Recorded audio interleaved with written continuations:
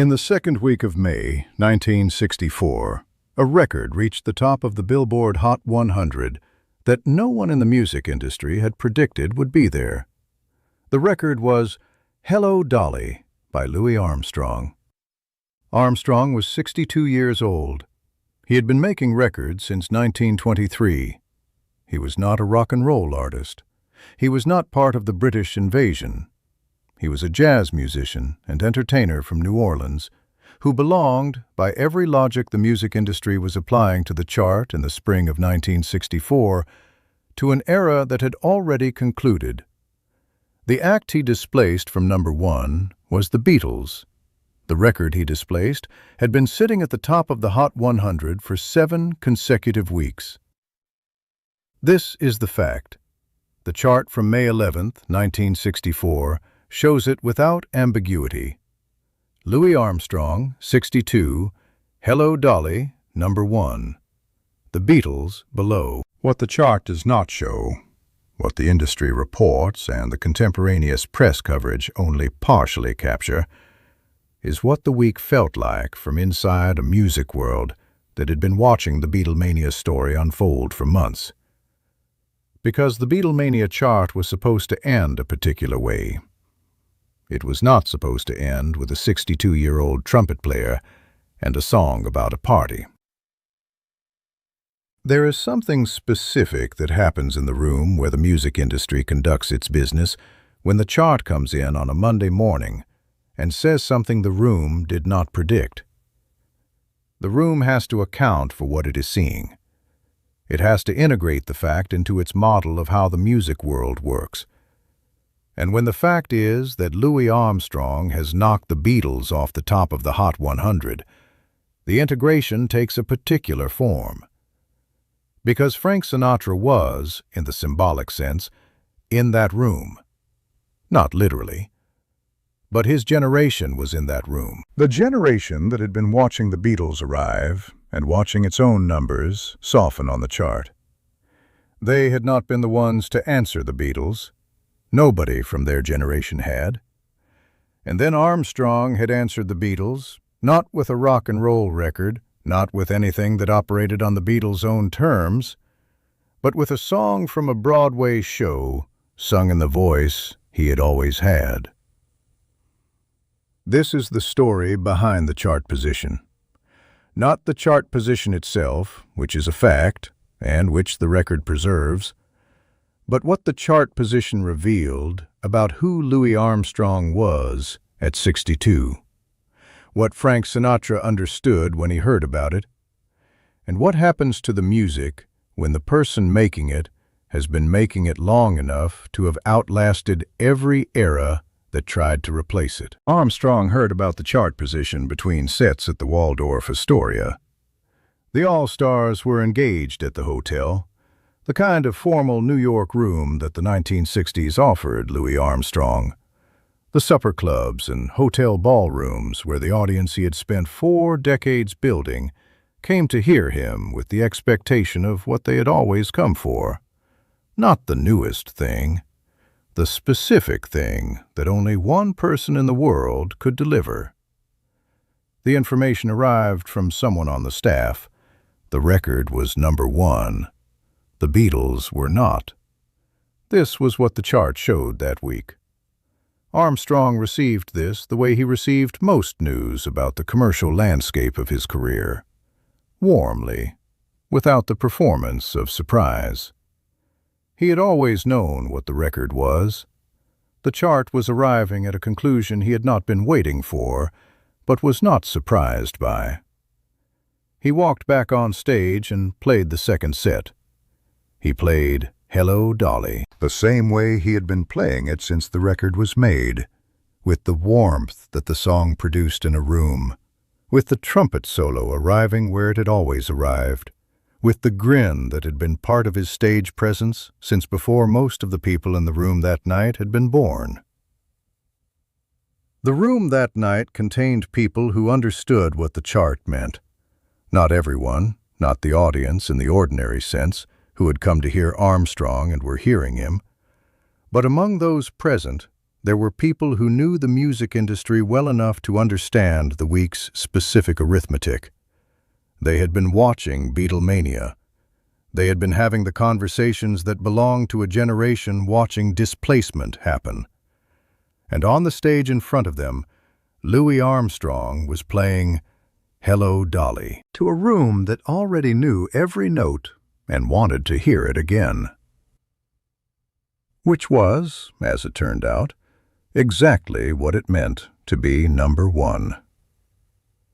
What Frank Sinatra said about it in the months that followed was said the way Sinatra said things he meant, directly, without qualifying it into a smaller statement than he intended.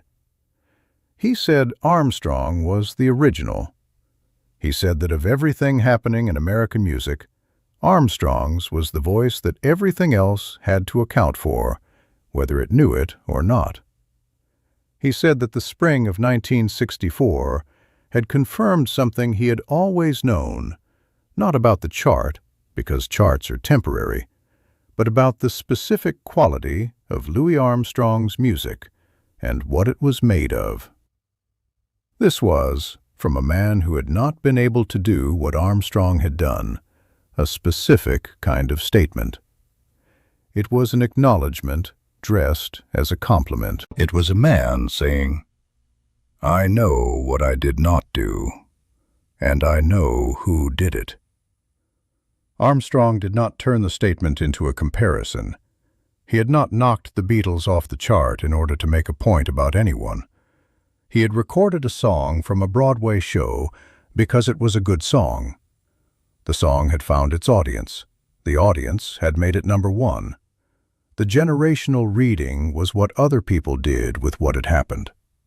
Armstrong had the next gig to get to. The Beatles had arrived in America in February of 1964 and had reorganized the chart in the way that a natural event reorganizes the landscape it moves through, completely, without negotiating the terms, and in a direction that the existing order had no preparation for. The Ed Sullivan appearance on February 9th was watched by 73 million people. The crowds at the airport had the character of enthusiasm that is not organized, not planned, it simply arrived. By March, the Beatles held 5 of the top 5 positions on the Hot 100 simultaneously. This had not happened before. The music press described it as a phenomenon. The music industry described it as a situation. The artists and labels who had been operating in the existing landscape described it, in private, as what it was, a disruption from which the old order could not simply wait its way out. Frank Sinatra was 48 in 1964. He had held the center of American popular music for 20 years. He understood the chart because he had been shaped by the chart and had shaped it in return. His comments about rock and roll, and about the Beatles specifically, had the quality of someone who genuinely believed what he was saying and who had enough authority in the music world to make his beliefs a matter of public record. But belief did not move the chart. And in the spring of 1964, the chart was not moving in the direction of Frank Sinatra, or of anyone from his generation. And then the Hello, Dolly session happened. The recording had been made in December of 1963, before Beatlemania, before the Ed Sullivan broadcast, before any of the arithmetic that would produce the May chart position was in place. Armstrong recorded it in the way he recorded most things in the 1960s, with the all-stars behind him, with an arrangement that suited what he had always been. The song was from the Broadway show that opened on January 16, 1964, a show about a matchmaker who returns to a restaurant she loves, a room that recognizes her, a celebration of return. Armstrong sang it as if he had written it. The trumpet solo arrived at the precise moment it needed to arrive and said what it needed to say, and stopped.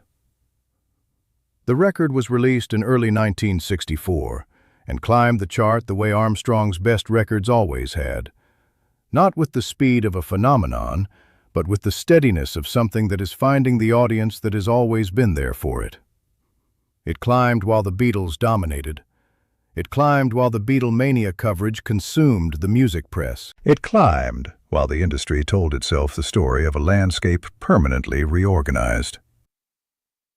And in the second week of May, it reached the top. But what nobody in the room had understood yet was what Louis Armstrong already knew. The song was not climbing because of the chart. The song was climbing because of what happened in a room when he played it. And that had not changed in 40 years. The Broadway show Hello, Dolly ran for 2,744 performances. Carol Channing's original production remained the definition of the role for a generation. Armstrong's recording of the title song became one of the most recognized of his later career, the record that introduced him to audiences who had been born after the Hot Five sessions, after West End blues, after all the music that had preceded it. And on the Billboard Hot 100, the week of May 11, 1964, remained what the chart shows it to be. The week that Louis Armstrong went to #1 at the age of 62 and ended the run of the act that the music industry had considered permanent. What the moment revealed about Armstrong was the specific thing that 4 decades of music making had produced. Work that did not need the landscape to accommodate it, because it was not operating according to the landscape's current logic. Every reorganization of popular music asks the same question. What remains when the newest thing arrives? What survives because it is doing something that the newest thing cannot do, something the audience for it has never stopped wanting? In the spring of 1964, one answer to that question was Louis Armstrong singing a song about coming home to a room that had been waiting for you. Sinatra understood this. He spent the years that followed talking about Armstrong in the way that great performers talk about the people who have done something they recognize as essential, with admiration that is also a form of reckoning. The reckoning of a man who has looked at the record and seen clearly what the record shows. What the record showed was this. In a week when American popular music was organized entirely around what was new, what was young, what was arriving, the most popular record in the country was made by the oldest voice in the conversation. A voice that had started the conversation.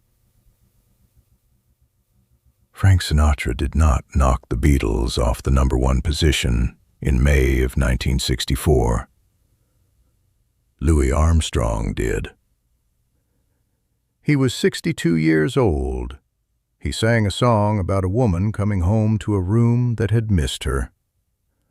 And for 1 week in the spring of the year that was supposed to belong to someone else, he was the most popular musician in America.